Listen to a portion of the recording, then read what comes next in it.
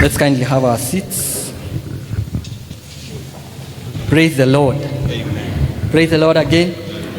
God is good. And all the time. Church, I'm humbled once again to stand on this pulpit, bring to us the word of God from the readings that we have had on a topic that we call overcoming our prisons. Praise the Lord. We are all in a prison of some sort. We all find ourselves in a prison of some sort. We all go through situations that drive us into situations of confinement that make us prisoners. But we have a way out of our prisons. Praise be to God. Let us pray. Mighty and everlasting Father, we thank you once again because, Lord, your word is sharper than a double-edged sword. We pray that this morning it will cut through every situation that has been confining us, whether mentally, physically, emotionally, or in every other form. King of glory, speak to us as we continue to wait upon you. In Jesus' name, we pray and give thanks. So, the story we have read is about two men. One is Paul, and the other one is Silas or Silas. I don't know which English, maybe Eld Macharia can guide me, whether it's Silas or Silas. And these are men who are passionate about what they were doing at that time. And what they were passionate about is preaching the word of God and winning souls for Christ. Wana apewe sifa. And this they did with a lot of passion. They did it with a lot of passion, no matter what would come their way.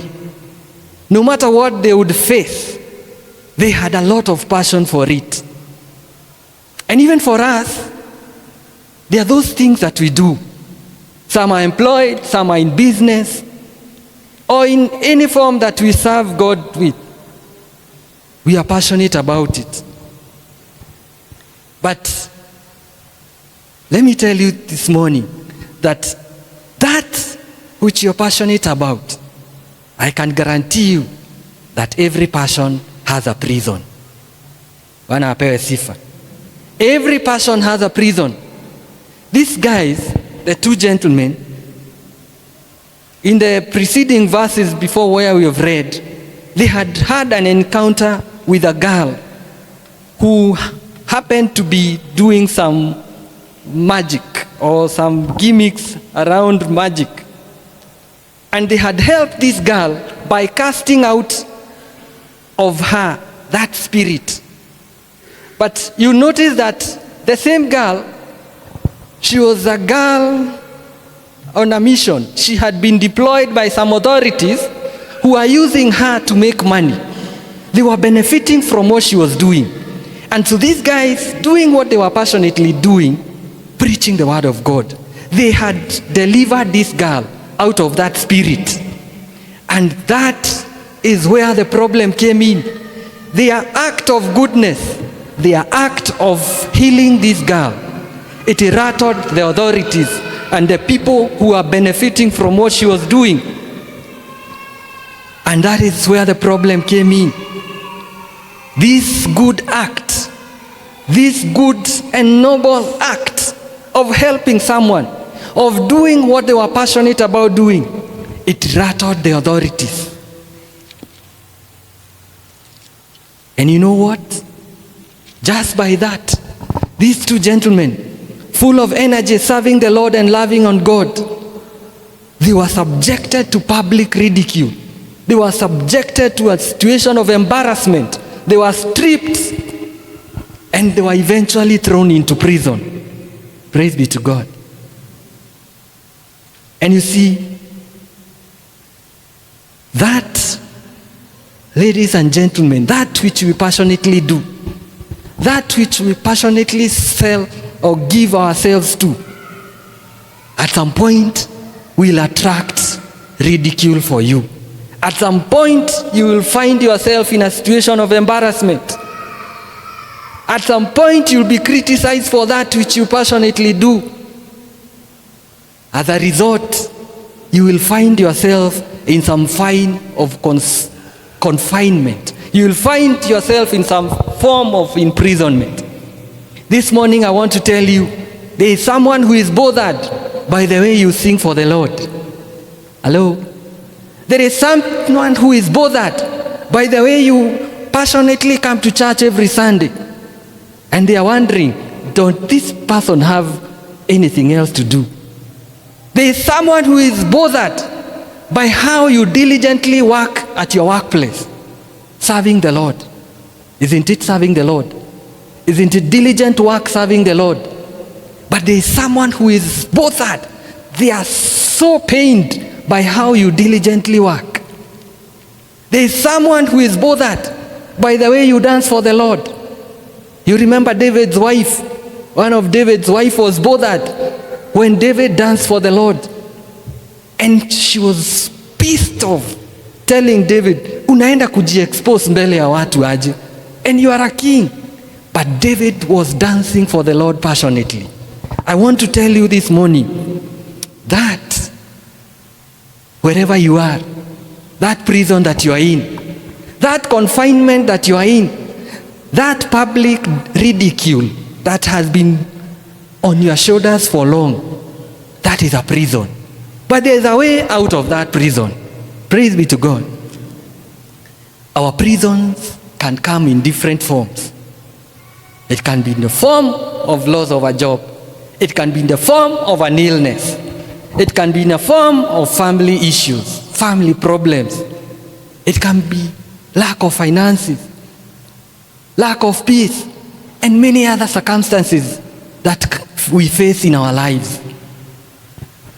Brothers and sisters, these are situations that drive us into situations that make us feel confined, imprisoned, bound together, just like Paul and Silas. And this morning, I want us to encourage ourselves and learn what these gentlemen did. What did they overcome? We need to be overcomers. Our situations of confinement are not meant to confine us forever. We need to overcome those situations. And these two gentlemen did some things which I want us to be guided by to overcome every situation that has been on your shoulders. You know, we are just into a few days in our new year. And yet, for most of us, the year that was 2024 was a difficult year for us. It was a difficult year for some of us. It was a year that some of us want to forget and forget completely. It is a year that we have nothing to write home about. But look at Paul and Silas. How did they overcome their situation? Number one is that they chose to overcome the victim or the prison's mentality. They chose to overcome the victim's mentality. Some of us are victims of our situations. You have resigned to fate. You have resigned to that situation that has been. Mimi sinanga kakitu. Mimi siwezi pata kazi. I got used to it. I'm just the way it. Mimi na flow to the way the situation is. That is a victim's mentality. Instead, ladies and gentlemen, let our environment not change our course. You are destined for great things. You are destined for great things. You are destined for success in this life. Let you not be a victim of failure. Let your environment not change the course that you have for this life. Let the environment you find yourself in, or that environment that you have been, not change where your eyes are cast upon. Overcome the victim's mentality. We need to embrace the spirit of Caleb and Joshua, that indeed we can conquer. We can overcome that land. But most of us, sadly, we are in a prison. and you are behaving or reacting like the 10 men who brought a negative message that land, they are giants. In fact, they said they were looking like grasshoppers. That is not our portion. We are eagles. We are eagles, not grasshoppers. Eagles are strong. Eagles are strong-willed. Eagles do not resign to the fate. They soar up. They renew their energy. They rejuvenate wherever they find their situations are not working. Praise be to God. Overcome the victim's mentality. You have been a victim for so long. You have been held back for so long. You are meant for great things. Bwana apewe sifa. Look at your neighbor and tell, overcome the victim's mentality. Last, like Paul and Silas. And number 2, they overcame the attitude of complaining. They overcame the attitude of complaining. They had every reason to complain about the situation they were in. They had all the reasons to complain, but they chose to overcome. Brethren, it is so unfortunate that most of us are complainers from sunrise to sunset. We complain while talking. We complain while relating to our neighbors. We complain in our prayers. Or you don't know there are prayers that you can make that are full of complaint. Hello? You can sit there looking all lovely, but I know you complain in your prayers. Oh my God. Oh, who cast on us? Who cast this family? Who cast me?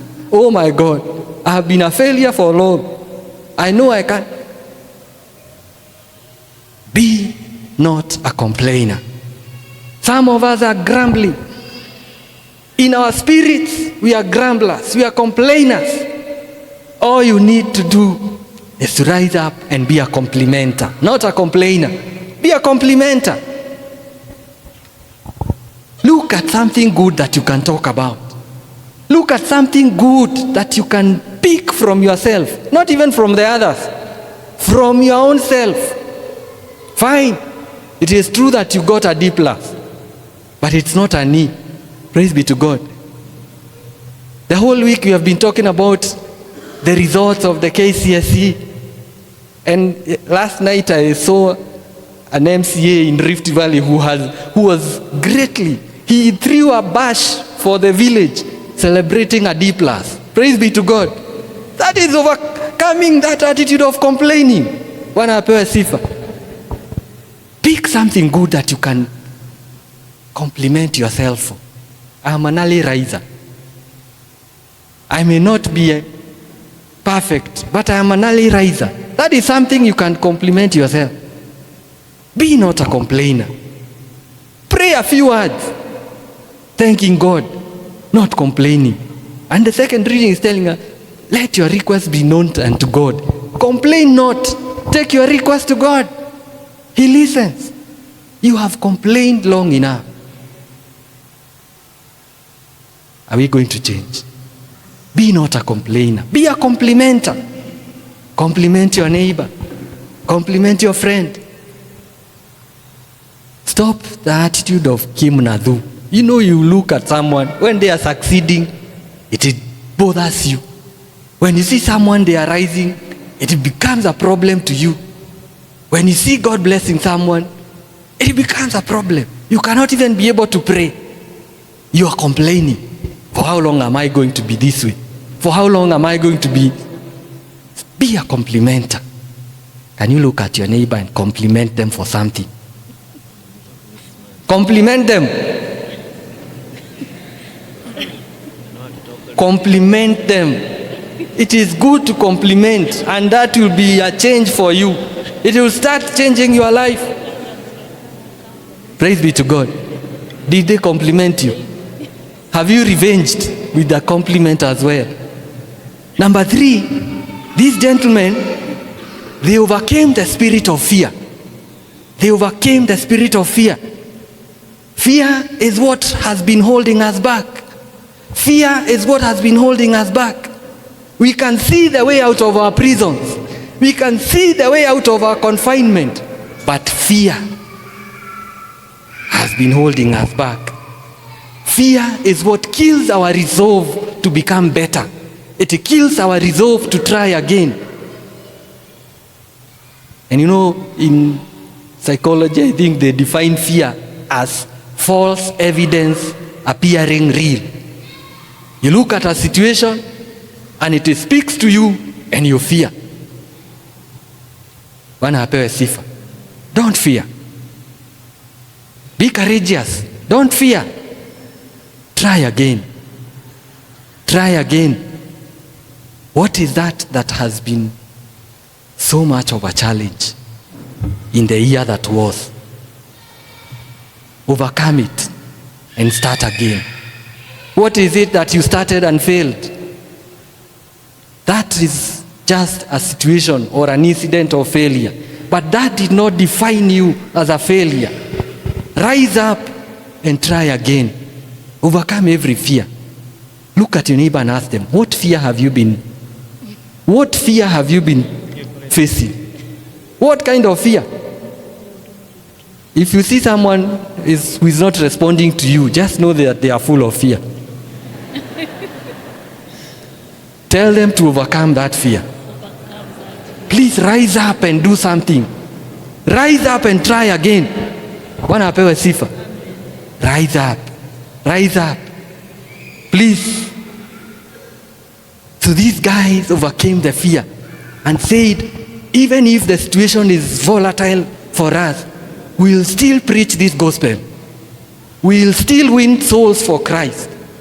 What is your resolve as you start the year 2025? I don't know what is your resolve, but if there be any fear that has been holding you back, overcome it and shine in this year, in Jesus' name. Hallelujah. So for these guys, those are the things they overcame. And even for us, I pray, it is my prayer and my hope that we are going to adopt those and change our situation. But you see, for that situation to be overcome, for you to overcome your prison and your confinement, you must do things differently. Bwana apewe sifa. You remember some years back during the COVID season, one of our favorite ministers said, if you treat this thing abnormally, it is going to treat us. Oh yeah, the health workers. He said, don't. It will treat us abnormally as well. So for us to face the situations that we are in, I know you are looking all peaceful and good, but we are all confined somehow. So for us to overcome this, we must do things differently. Paul and Silas decided to do things differently. And this is what we also do as we begin the year. And number one, what they did differently is that they chose praise and worship. They chose to praise and to worship. Brethren, there is power in praise. Hallelujah. Praise. Praise the Lord. Even when you are in your bedroom, even when you are in a bathroom. Some of us are good praisers, but only in our bathroom. Praise the Lord. Nevertheless. Hallelujah. Praise the Lord nevertheless, in whichever place that you are in. Because when our praises go up, the power of God comes down. And that power of God will change that situation of imprisonment. Hallelujah. Praise the Lord. Praise Jesus. Sing for the Lord. Carry a handbook wherever you are. Even in your vehicle, for those God has blessed, have some music playing that is praising God. Stop putting those other ones that are talking about those things and worldly things. Have some worship. Even when you are sleeping, leave the music on, some good worship. It will carry you into some good sleep. Hallelujah. And you will be an overcomer. Be a praiser.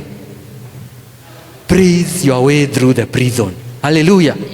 These guys, even when they were confined, and I want to tell you that prison is not easy. That situation, they were confined, their legs were bound together. But even in that situation, they praised their way through the prison. Be a praiser. Hallelujah. Sing a song, even if you can't finish. Sing 2 lines and jump to the next song. Hallelujah. Yes. May our mouths be full of praise. And when we praise, the power of God will come. Hallelujah. And number 2, they did differently. They prayed. Bwana apewe sifa. Prayer unlocks our blessings and our breakthroughs. Hallelujah. When was the last time you prayed? I've always talked about prayer every time I stand on this pulpit. Pray until something happens. Push. You know, for some of us, prayer is a mountain. But you know what? Even in that situation, you can only pray. Prayer answereth all things. When was the last time you prayed? Even if it's a sentence or 2, telling God, Jehovah, you are worthy. When was the last time you prayed over that situation? When was the last time you presented that request unto God and told God, intervene in this prison? Lord, I have been confined in this prison for so long. I need to overcome. Pray your way out of your prison. Please pat your neighbor and tell them, pray. Pray. And you know, there are some years back, that time I was in Nairobi, and I was in a church where I used to go for Kesha every Friday. And so this day, there was a heavy spirit that was preventing people from praying and pushing. And so it was only the few who were strong that were pushing. And you know, when you start to pray for a Kesha, you pray until around 11:30, you are energized. But from midnight, I'm telling you, the spirit comes that pushes you to sleep. Unashikwa na usingizi hata uelewi. And that time, you're not in your blankets. Uko kwa church, it is cold, but usingizi inakuja. So we had prayed and prayed. So it was around 1:32-ish. And so everyone is praying. You can see someone is praying, but literally they are sleeping. And so one man was encouraging himself, praying, anaomba kidogo, akifika mahali ana shout so that he energizes himself. And so this time he was praying, pole. It is at 2 a.m. The rest of the congregation are praying half asleep. And so it got to a point that he said, devil, I arrest you. Sha! So one man who was seated on the other end, akajua bas, the Satan we have been condemning from yesterday at 8, ameshikwa. So yeye alihurumoka from his sleep, akasema, mlete huku, kwani atatusumbua mpaka saa ngapi? So prayer, what I'm saying is, prayer is not easy, but it's possible. Arrest that situation through prayer. Are we gonna pray? Let us come here tomorrow and pray. Amen? It will show us how serious we are about prayer. Praise be to God. And number 3, what they did differently is that they seized the moment. Seize the moment. Seize. S-E-I-Z-E.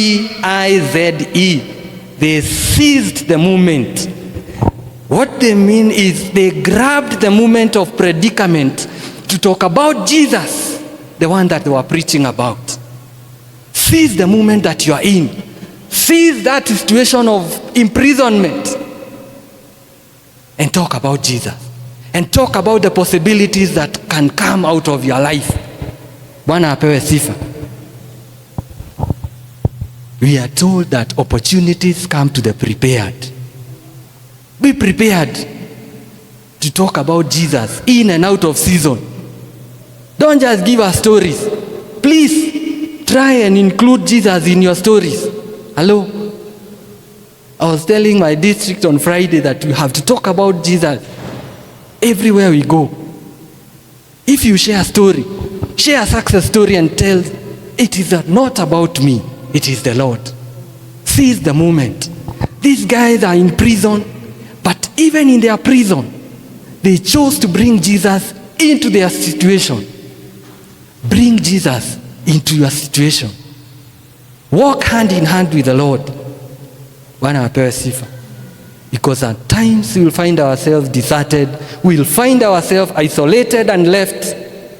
But there is one man, Jesus, who is always with us, never leaving us nor forsaking us. It is us who leave Jesus, but Jesus never leaves us.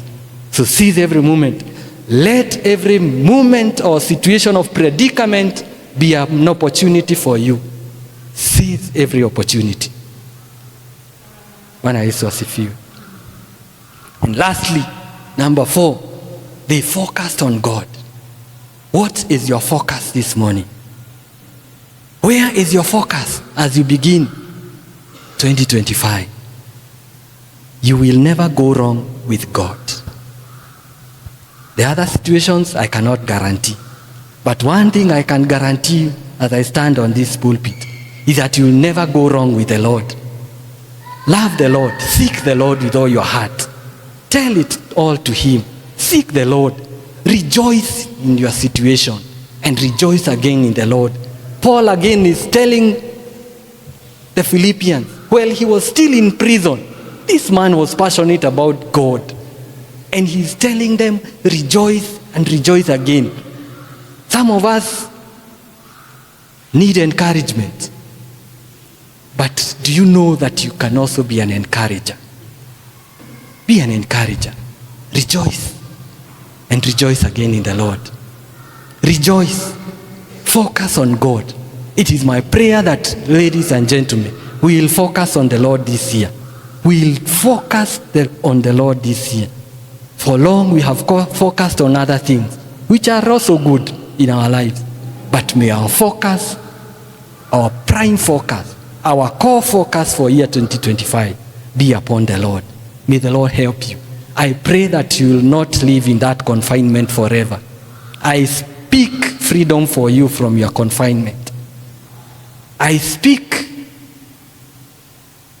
freedom for you from that prison. Your place is not in prison. God is coming to save your situation. God is coming to rescue you from your confinement. Speak your way out. Pray your way out. Praise your way out of it. Seek the Lord more. Seize every moment to talk about the Lord. Amen. There's this song that we sing. Siwezi, siwezi bila wewe. Siwezi, siwezi bila wewe. Nahitaji mkono wako, Bwana nisaidie. Nahitaji neema yako, Bwana nisaidie. Siwezi,